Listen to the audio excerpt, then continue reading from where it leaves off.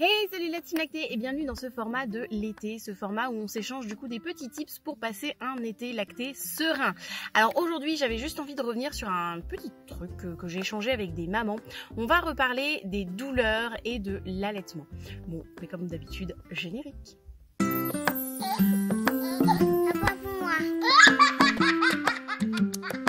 Alors en effet, il n'y a pas très longtemps, j'ai répondu à une maman par rapport aux douleurs de l'allaitement, au début de l'allaitement, parce qu'elle me disait que dans toute sa famille, ils avaient eu mal et que ben voilà, elle en avait assez d'entendre dire que l'allaitement ne devait pas faire mal. Alors, on va juste revenir sur un truc, l'allaitement, ce n'est pas censé faire mal. Ça ne veut pas dire que ça ne fera pas mal. Ça veut juste dire qu'on n'est pas censé rester avec des douleurs. Si jamais on a des douleurs au niveau de l'allaitement, surtout au début, en fait c'était par rapport au début de l'allaitement, à la mise en place de l'allaitement. Si on a des douleurs au début de l'allaitement, qui perdurent au-delà, on va dire, des 4-5 premiers jours, et encore je suis large, et ben on n'hésite pas à aller consulter une consultante en lactation. Vous le savez, je vous le dis souvent, une consultante IBCLC, une conseillère en lactation. On n'hésite pas à les consulter parce qu'effectivement, oui, surtout quand on est primipare, c'est-à-dire quand on est première maman pour la première fois, on fait la tétée, un bébé, on fait téter un bébé. Effectivement, on peut ressentir des douleurs, des tiraillements quand le bébé va prendre le sein en bouche, parce que c'est quand même la première fois que notre peau se fait étirer de cette façon. Il faut savoir qu'il y a quand même une sacrée puissance au niveau de la lactation, au niveau de la succion d'un bébé. Donc effectivement, c'est la première fois que notre peau, qui est en plus le mamelon, qui est une zone assez sensible, on le voit quand on a nos règles, pour certaines, on est très sensible, on ne supporte même pas être touché. Donc effectivement, c'est la première fois qu'on subit une telle pression sur le mamelon. Et en plus de ça, c'est une sensation qu'on ne connaît pas. Donc des fois, pour certaines, c'est même pas une douleur. Pour certaines, c'est une surprise de la sensation qu'elles vont ressentir, mais qui ne va pas nécessairement être douloureuse, mais plutôt de l'ordre de un peu la surprise de cet effet qu'on va avoir au niveau de la succion de bébé. Bon, effectivement, les tout premiers jours, surtout pour une primipare, je le répète, je vous dirai après pourquoi j'insiste sur le fait que ce soit une première maman. Mais effectivement, le fait d'être une première maman, où on a pour la première fois un bébé au sein, et ben ça peut un peu tirailler. Moi j'avais bien aimé l'expression, et je vous la redonne souvent sur les différents réseaux sociaux, j'avais bien aimé l'expression de ma sage-femme qui m'avait dit bah oui mais c'est le temps que le cuir se fasse. Alors cette expression elle est juste si ce tiraillement ne dure pas plus de, allez, je vous dis vraiment maximum 5 jours, et encore je suis large quoi, 3 jours, allez.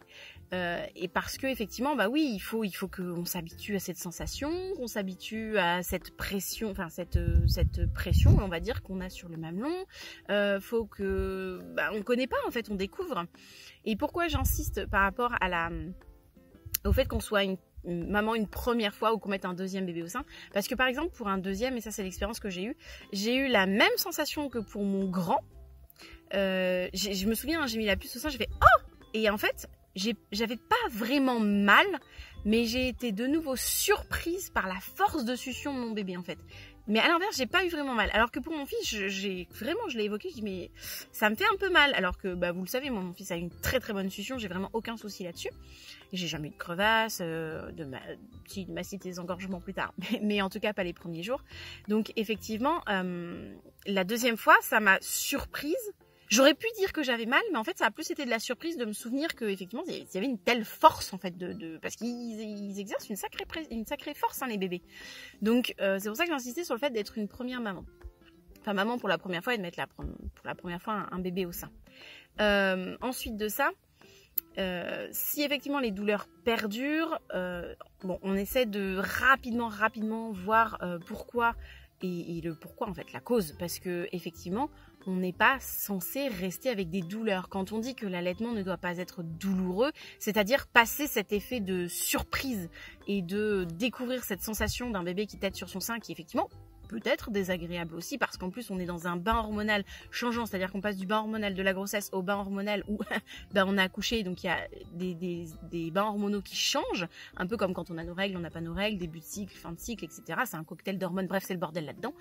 Et là c'est la même chose, on est sur un cocktail hormonal qui fait qu'on peut être plus ou moins sensible suivant les femmes, et de fait effectivement on peut ressentir une gêne, une douleur pour certaines, qui n'est pas à prendre à la légère. On a le droit de l'exprimer, on a le droit aussi à ce que le personnel nous réponde de façon adéquate, c'est-à-dire sans nous envoyer sur les roses ou juste en nous expliquant que oui, là ça fait un petit peu mal, eh ben n'hésitez pas à nous dire si ça continue à vous faire mal dans les jours qui viennent.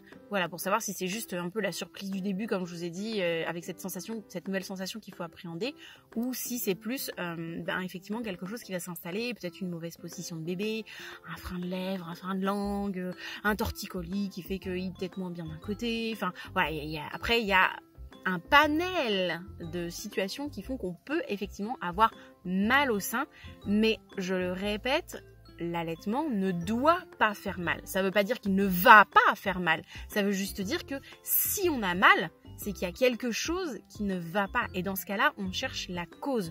Par exemple, effectivement, certaines mamans vont avoir l'utilisation de bouts de sein. Le bout de sein, c'est un pansement. On traite un symptôme, mais on ne traite pas la cause. Il faut aller chercher. Alors oui, on ne va pas faire un épilogue sur les bouts de sein maintenant. Oui, je ferai une vidéo sur les bouts de sein. Oui, on peut mener un allaitement long avec des bouts de sein. Voilà, on n'en est pas là. C'était pas le débat d'aujourd'hui. Le débat d'aujourd'hui, c'était juste sur la sensation de douleur qui est légitime, qui est reconnaissable, qu'il faut prendre en compte, mais qui ne doit durer que les quelques premiers jours et ne pas s'installer. Si ça s'installe, eh ben c'est pas bon, on file vite voir une consultante IBCLC ou une conseillère en lactation ou une animatrice d'une association peut aussi très bien nous aider, une marraine d'allaitement. Bref, il y a des ressources à regarder et à chercher autour de soi pour répondre à ce problème. Mais dans tous les cas, l'injonction sociale du l'allaitement ne doit pas faire mal, c'est vrai, l'allaitement ne doit pas faire mal. Il peut faire mal, et dans ce cas-là, s'il fait mal, on cherche la cause et on la traite. Voilà, c'était le petit point sur lequel je voulais absolument revenir aujourd'hui. Donc c'est fait, j'ai envie de dire. Donc du coup, je suis dans un super décor. Je vais aller boire l'apéro. Et je vous fais des gros bisous. Je vous souhaite une belle voie lactée. Et je vous dis à bientôt pour un prochain tips dans une prochaine vidéo de mercredi. Ciao, ciao!